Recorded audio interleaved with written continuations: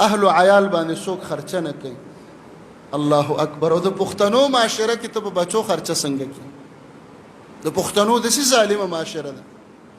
ظلم ته ګوره چې کور ته ښځې له څه راوړې وایي دا دله دی، دا د ښځې سړی دی.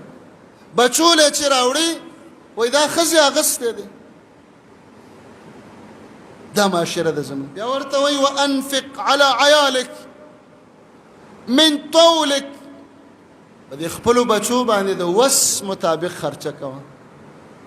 ځکه ډېر ښه مسلمانان، اوچت مسلمانان، غیرتي مسلمانان په هوټلو کې په ملګرو باندې په زرګاو روپۍ خوړلی شي، خپله چې دی سپوره نه خوري، قیمتي خوراک به کوي خپله په ملګرو، په لوفرانو، انډیوالانو، خو په کور کې زنانه د پیاز سره او د ګوړې سره ډوډۍ خوري.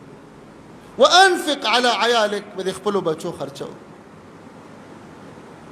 اجره کلاوه ده، بیټک کلاو دی، دیره کلاوه ده، لوفران راځي ډلې ډلې مړېږي، او په کور کې زنانو ته لاسوان کې هم نه پاتې کېږي.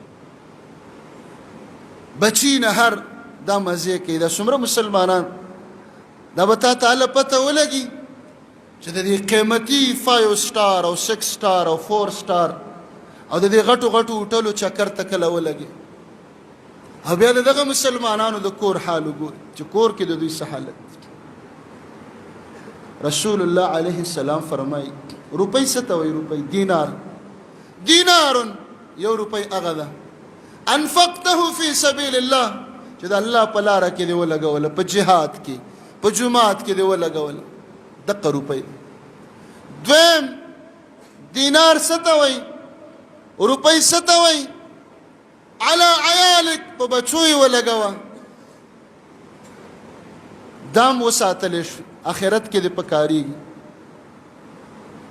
دریم دینار څه ته وایي؟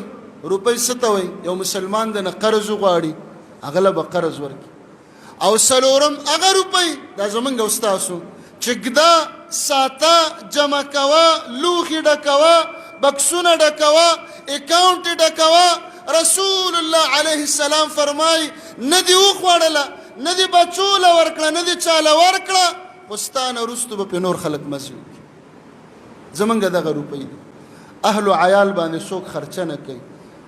الله اکبر. او د پښتنو معاشره کې ته په بچو خرچه څنګه کوي؟ د پښتنو داسې ظالمه معاشره ده. ظلم ته ګوره چې کور ته ښځې له څه راوړې وایي دا دله دی، دا د ښځې سړی دی. بچو له چې راوړې وایي دا ښځې اغستی دی. دا معاشره ده زموږ. یو چا قصه کوله،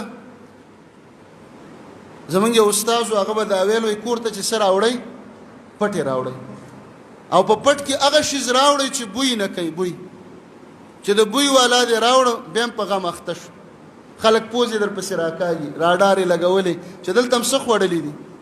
نو زما مسلمانانو ورونو، هر چا له الله عیال ورکړی دی، بچي ورکړي دي، دا به په دې باندې خرچه کوي. دې له به څه راوړي؟ ښځې له به هم راوړي، بچو له به هم راوړي، نوسو له به هم راوړي. دا په ده باندې فرض دی، دا په مسلمان باندې دا خپل عیال فرض دی. رسول الله علیه السلام فرمایي بهترین روپۍ هغه ده چې ته په خپل عیال باندې ولګې. دا بهترینه صدقه ده چې ستا خپل بچي نهر دي او خپل بچي وږي دي او انډیوالان او لوفران په هوټلو کې، په ګډانو او په زرګاو روپۍ بیلونو باندې مړېږي. فایده دې څه وکړي؟